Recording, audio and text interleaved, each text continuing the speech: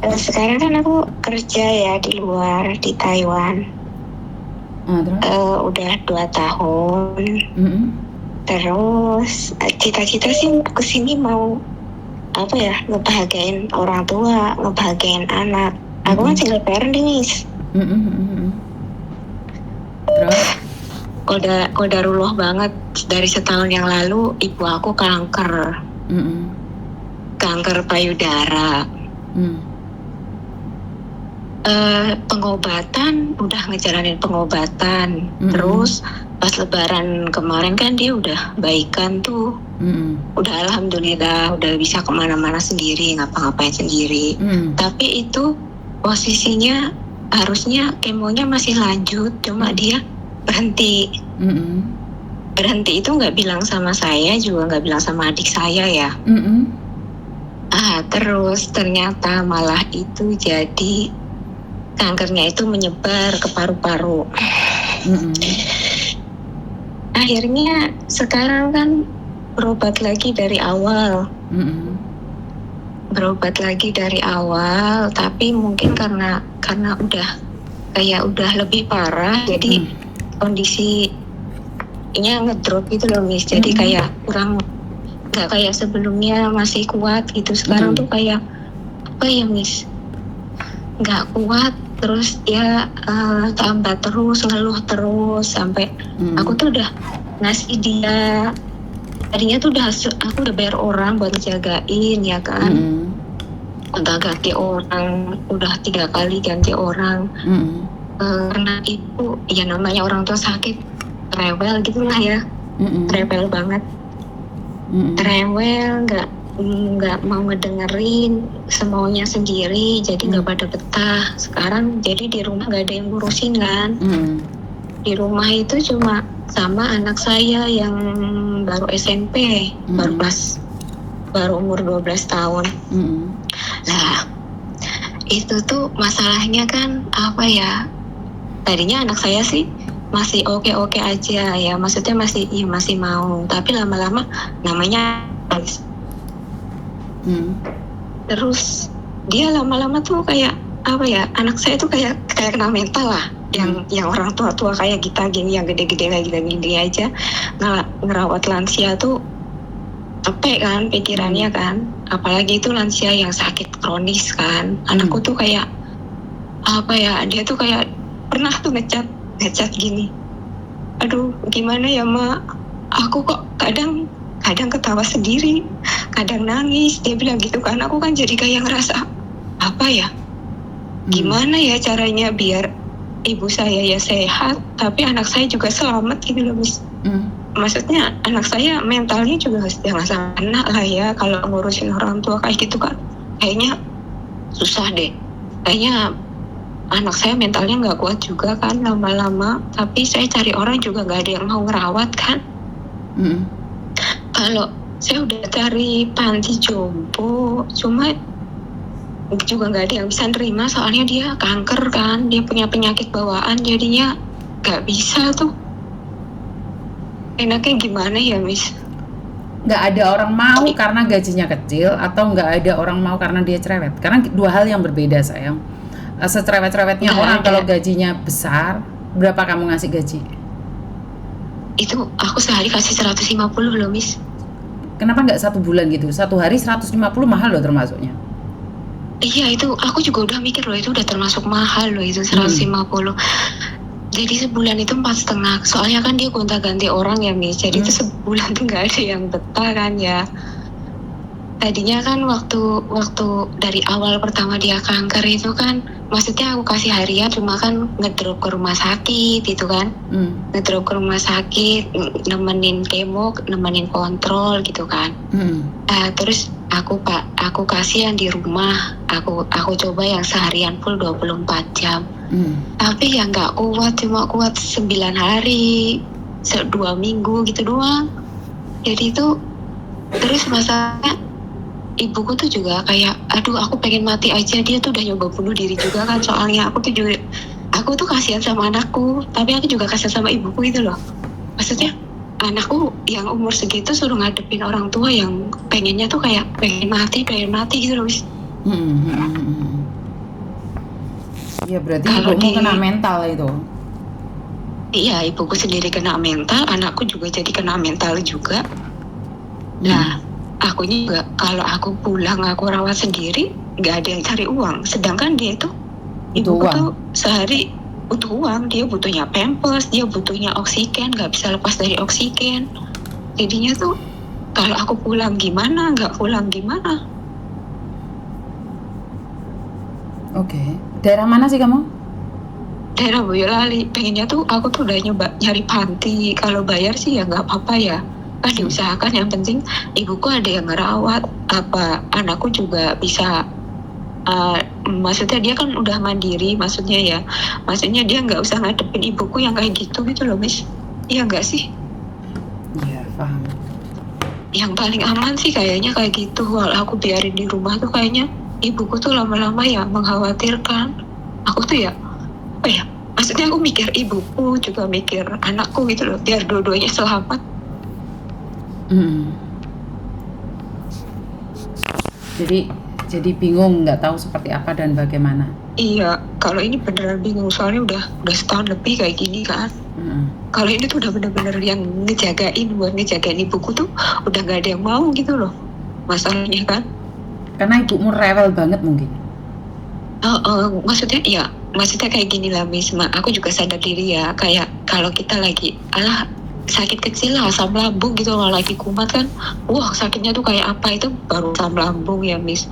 Apalagi ini kayak orang tua terus punya kanker payudara sama kanker paru-paru tuh kayaknya mungkin wah rasanya pasti ya kalau lagi kumat ya kayak gitulah ya, Miss. Aku yo nggak mau maido yang ngerawat, juga nggak mau maido ibuku yang ngerasain sakit gitu loh. Jadinya ya emang gimana ya emang rasanya pasti sakit banget sih, cuma kan kadang orang tuh ada yang betah mentalnya, ada yang enggak. Cuma mungkin ya karena kalau orang desa kan, kalau apa yang ngadepin orang tua yang kayak gitu mungkin nggak kuat kali mentalnya kalau Tapi ngadepin ibu yang lagi karena kumat. orang sakit juga bukan untuk dibenarkan seenaknya sendiri ya. Karena jujur Iya aja, sih. kalau orang sakit terus dia merasa tersakiti, terzolimi juga nggak bisa, karena sakit juga buah dari perbuatan kita juga sebenarnya.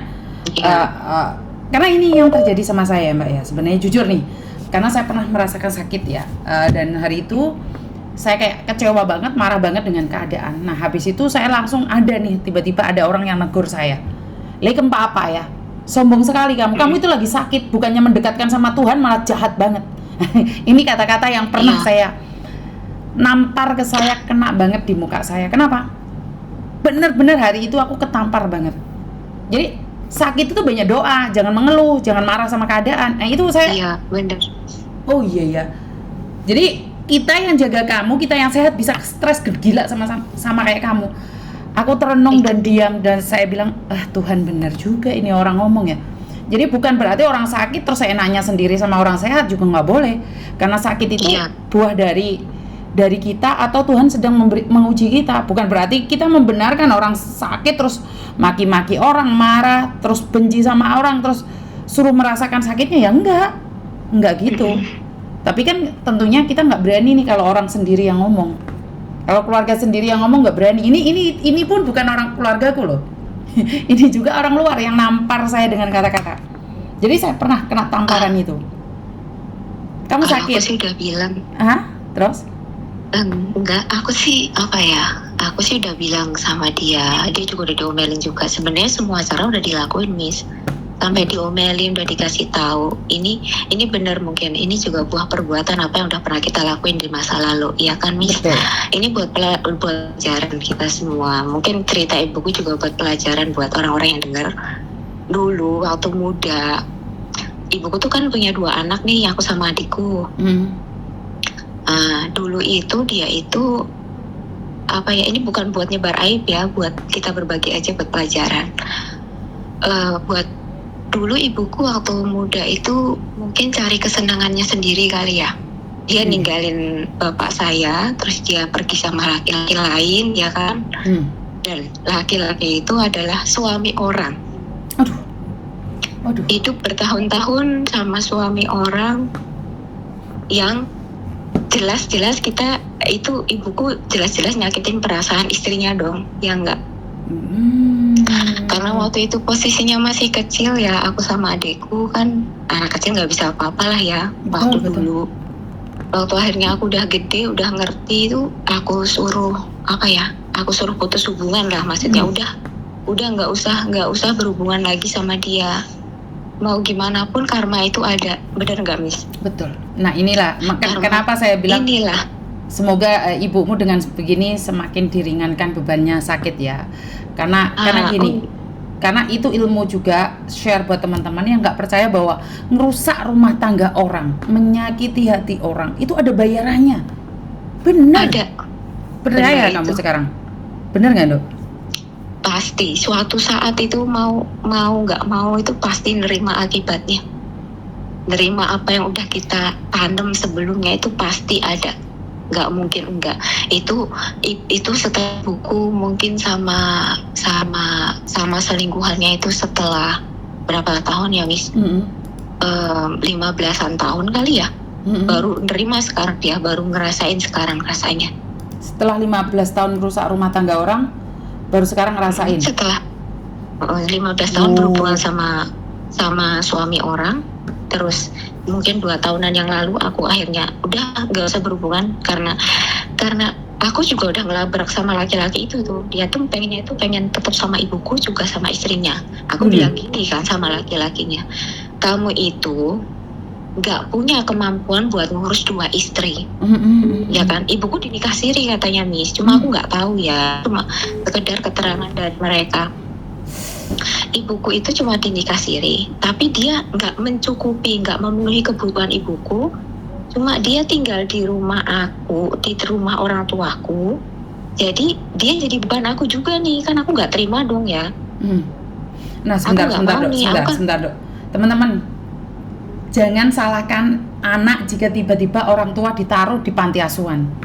Jangan salahkan anak kalau tiba-tiba ada orang tua yang tidak mau diakui oleh anaknya. Jangan terlalu cepat menghakimi anaknya. Kenapa? Satu, kita tidak tahu nih sakit yang dirasakan oleh anak tersebut. Bener nggak? Kalau kita tidak mendengarkan ceritanya, kita nggak akan tahu nih si anak ini pernah hidup dan membiayai laki-laki suami orang yang juga suami ibunya. Bagaimana perasaan ayahnya? Dan kanker itu buah dari perbuatannya. Karena setiap manusia itu punya kanker, ingat. Tinggal aktif atau tidak aktif. Nah ini kalau kita dengar awal, kita tiba-tiba ini anak tiba-tiba mau bawa ibunya ke panti asuhan, ke panti jompo. Wah anak jahat ini, anak tidak mengabdi sama orang tua, tidak seperti ini. Nah. Karena itu dengarkan full ceritanya. Kenapa saya selalu bilang jangan menghakimi dulu kalau ada orang cerita, jangan dipotong dulu. Kenapa? Pada faktanya seorang anak tidak akan pernah merelakan orang tuanya disakiti oleh orang lain, apalagi menaruh orang tuanya di panti jompo. Cross check ternyata apa yang terjadi.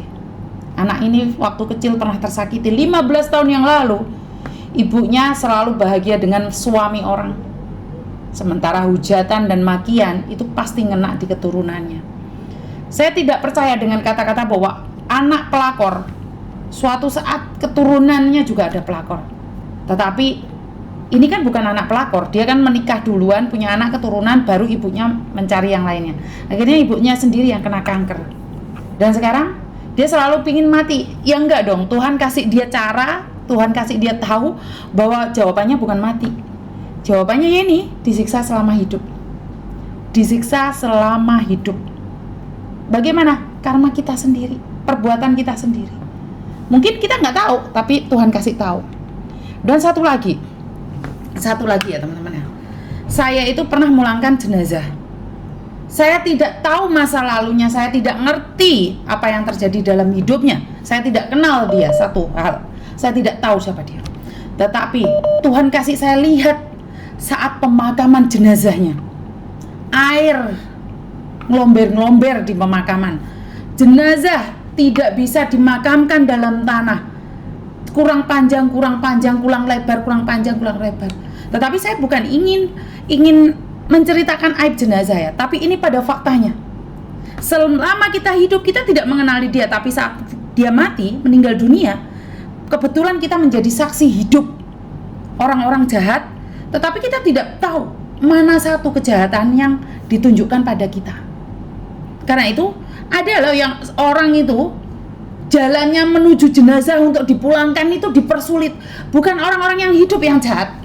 Memang jenazahnya sendiri yang tidak mau dipulangkan. Ada aja caranya. Ada aja masalahnya. Saya masih ingat banget di mana seorang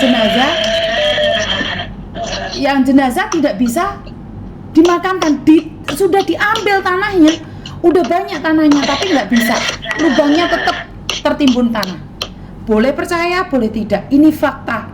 Kejahatan hari ini mungkin tidak bisa ditunjukkan langsung. Oh, ngapusi wong, rebut bojone wong, pernongen, bondolen, endase pecah, apa tangane keluntingan, enggak. Tetapi percayalah, karma itu akan mencari jalannya sendiri. Dan karma itu tidak pernah salah alamat. Setiap manusia yang dipertemukan ada maksud Tuhan di situ. Setiap manusia yang kita salamin, setiap manusia yang kita temuin, baik langsung ataupun tidak langsung, ada maksud Tuhan. Maaf ya Dok ya, jadi ngguruin nih Suni. Iya, nggak apa-apa Miss. Terus adikku tuh kan termasuk yang kayaknya ya sakit hati juga ya Miss, sakit hati mungkin. Jadi mau ngerawat tuh nggak mau juga kan, maksud nggak mau ngerawat ibuku, kalau di rumah dia nggak mau. Akhirnya aku mengorbankan anakku lah, mau gimana lagi ya, cuma ada aku, anakku sama adikku. Soalnya adikku kan juga udah berkeluarga nih Miss. Dia kan namanya berkeluarga pasti mentingin keluarganya sendiri lah ya. Siapapun itu, saudara kandung sekalipun, sedarah sekalipun, kalau udah nemuin yang namanya susah, semua pasti angkat tangan. Betul. Siapa yang mau? Siapa yang mau sih? Betul. Nemuin orang yang nggak pernah ada, terus tiba-tiba dia datang cuma ngasih susah, ya nggak Miss? Betul. Yang kadang kita udah ngasih, udah pernah nolongin, udah pernah ngasih sesuatu aja, kalau kita lagi susah suka lupa. Betul. Apalagi yang kita nggak pernah ngurus, nggak pernah ngasih apa-apa, tiba-tiba hadir lagi, terus dia ngerepotin. Siapa yang mau? Nggak ada Miss yang mau Miss. Kalau aku ngerasanya gini, aku sih mikirnya apa ya? Dia sekarang cuma punya aku sama anakku, ya kan? Kalau aku sendiri nggak mau ngurusin dia, siapa lagi yang mau ngurusin dia, ya kan? Betul. Itu karena kebajikanmu, itu karena perbuatan baikmu. Jadi dia menyakitimu tapi kamu tidak membalasnya. Itu urusan kamu sama Tuhanmu sayang. Jadi iya, semoga jadi amal baik. Iya, itu jadi amal baikmu sendiri. Jadi nggak ada hubungannya dengan saudaramu. Kalau saudaramu tidak melakukan, itu hak dia juga. Itu hak dia juga. Itu dia Miss. Bukan salah dia. Makanya aku waktu ibuku, kok dia adikku nggak mau ngurus ya, ibu kan suka tanya gitu. Ya gimana ya? Tapi ya mak, wong jenenge kowe dhewe yo gak tau ngurus ngono lho. Nah, jenenge apa sih anak kandung ki kenapa sih dia keluarga dhewe ki wis mentingi keluargane, ra mungkin sing wong tuwa sing loro ngene iki ya cuma nek kowe ini biayamu kayak banget loh Bang. Biaya dia tuh banyak banget Miss, ya kan? Oksigen itu sehari bisa habis dua tabung gede itu 200.000, belum pampers, belum segala macamnya ya. Itu tuh kalau aku global itu gajiku di sini aja itu udah nggak memadai buat bayar, buat mengurus ibuku ya. Tapi aku cuma berusaha sekuatnya aku, pokoknya aku usahain terus gimana dia tetap bisa pakai oksigen, dia tetap punya pampers, dia tetap ada yang ngurus walaupun. Kamu orang mana Dok? Kamu orang mana Dok? Sebentar. Aku orang Boyolali. Boyolali Jawa Tengah ya? Orang Boyolali. Iya. Terus aku tuh nggak pengen maksud aku tuh mau naruh dia di panti jompo, nggak mau nelantarin atau aku nggak mau lepas tanggung jawab, enggak. Cuma aku juga harus ngejaga mental anak aku yang masih kecil. Sedangkan anakku sendiri ini masa depannya masih panjang loh. Iya kan Miss? Jadi aku harus nyelamatin anak aku, tapi aku harus juga bisa nyelamatin ibu aku. Seenggaknya aku berusaha semaksimal mungkin biar ibu aku juga ngerasa nggak dibuang, anak aku juga keurus gitu loh Miss. Jadi tuh aku agak Miss Yuni lagi mencari pemerintah nih, satu pemerintah, satu swasta nih. Miss Yuni nyari siapa yang bisa merawat, dan aku bilang Izin ya Dok ya, nomormu tak Ya. simpen dulu ya sebentar ya. Iya. Jadi Miss Yuni nggak janji nih, tapi semoga nih semoga ada yang bisa menerima, karena tentang berbicara tentang uang bukan segalanya, tapi segalanya butuh uang juga. Butuh uang. Jadi Bener. kalau kamu pulang belum tentu kamu bisa membantu juga, iya kan? Iya bener. Oke. Kalau aku pulang, aku bisa ngurusnya, tapi semua kebutuhan dia siapa yang mau mendanai? Ya kan, Oke. Miss? Oke. Aku sampai gemeter. Oke. Aku tuh udah berusaha, pokoknya aku pengennya ya ibu aku selamat, anak aku juga selamat, terlepas dari semua rasa sakit yang pernah aku rasain. Aku juga mau minta maaf, mungkin sebagai anak belum bisa membahagiakan orang tua aku ya. Harusnya pengennya tuh kerja di sini juga pengen ngebahagiain ibu aku, tapi ternyata qadarullah banget, malah aku dibuat berusaha untuk mengobati dia. Jadi aku minta maaf juga buat ibu aku kalau mungkin aku juga belum bisa jadi anak yang berbakti, belum bisa ngasih kebahagiaan selama ini ya. Selama ini kan ikut aku ya, soalnya bapak sama ibu aku juga bercerai, jadi ibu aku jadi tanggungan aku selama ini kan. Maaf kalau belum bisa jadi anak yang bisa membahagiakan Boe. Semoga Boe tetap kuat. Semoga Allah angkat penyakitnya. Sama. Apakah kamu memaafkan perbuatan ibumu yang dulu merampas suami orang, Dok? Udah maafin aku, terlepas apa ya, kalau aku gak maafin, aku ini cuma manusia loh, bener dia nyakitin aku, iya kan? Tapi kalau aku gak maafin pun kasihan ibuku dong. Apakah kamu juga meminta maaf sama keluarga yang telah disakitin ibumu? Udah, Miss. Aku udah minta maaf sama keluarga bersangkutan. Ibuku juga udah minta maaf.